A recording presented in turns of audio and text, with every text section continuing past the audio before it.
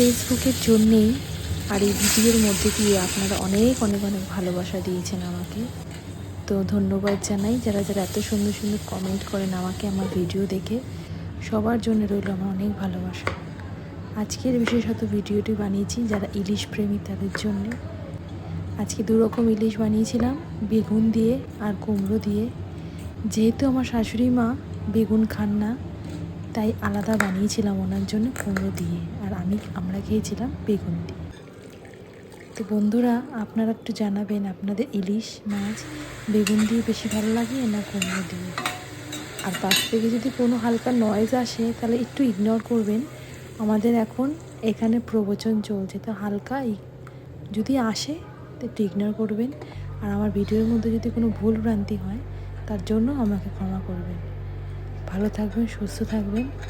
আপনাদের সাথে কথা বলতে কিন্তু আমার খুবই ভালো লাগে।